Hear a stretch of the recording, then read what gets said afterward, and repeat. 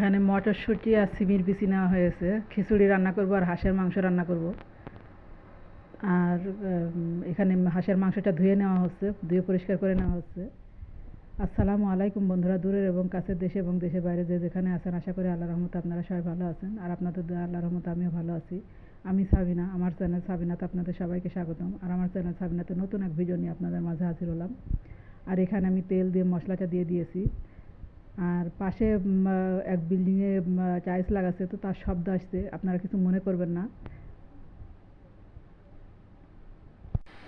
আর এখানে মশলাটা দিয়ে কষানো হচ্ছে। মশলা আদা রসুন জিরা এলাচ ফল ধনে গুঁড়া হলুদ গুঁড়া লবণ সব কিছুই দেওয়া হয়েছে, দিয়ে কষাই নেওয়া হলো। আর এখানে হাঁসের মাংসটা দিয়ে দেওয়া হলো।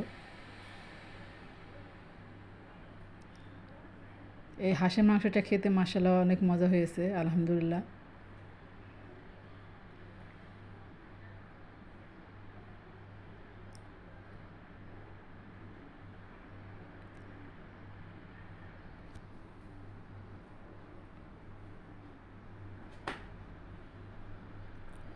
আর এখানে কষানো পানি দিয়ে দেওয়া হলো।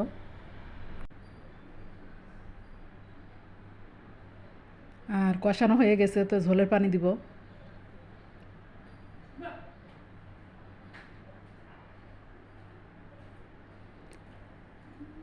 আর ঝোলের পানিটা বেশি দেওয়া হলো না, কারণ সিদ্ধ হয়ে গেছে হাঁসের মাংসটা।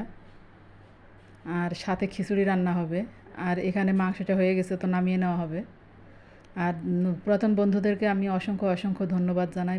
পুরাতন বন্ধু নতুন বন্ধু সব বন্ধুদেরকে আমি অসংখ্য অসংখ্য ধন্যবাদ জানাই আমার পাশে থাকার জন্য, আমার সাথে থাকার জন্য। আর এইভাবে আপনারা পাশে থাকবেন, সাথে থাকবেন, আর আমাকে সাপোর্ট করবেন। আমিও আপনাদেরকে সাপোর্ট করব, পাশে থাকব।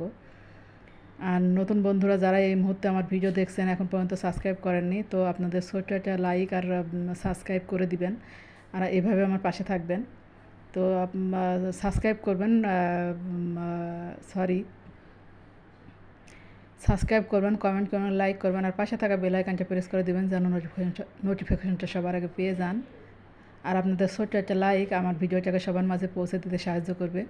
আর আমি এখানে তেল দিয়ে আমি রসুন পেঁয়াজ তেলের মধ্যে দিয়ে তার মধ্যে মশলা দিয়েছি। মশলা আমি আদা রসুন জিরা সব বেটে দিয়েছি। আর এখানেই তো খিচুড়ি রান্না হবে। আর মশলা কষানো হয়ে গেছে, তো আমি খিচুড়ির চালটা দিয়ে দিলাম। আর ভিডিওটা আমি বেশি বড় করতে পারি নাই, আমি স্কিপ করে ফেলেছিলাম, আমি দেখাতে পারিনি। আর এখানে মটরশুঁটি ইয়ে দিয়ে দেওয়া হলো, সিমের বিচি দিয়ে দেওয়া হলো। তো ভালো থাকবেন, সুস্থ থাকবেন। আর আগামীকাল দেখা হবে নতুন এক ভিডিও নিয়ে।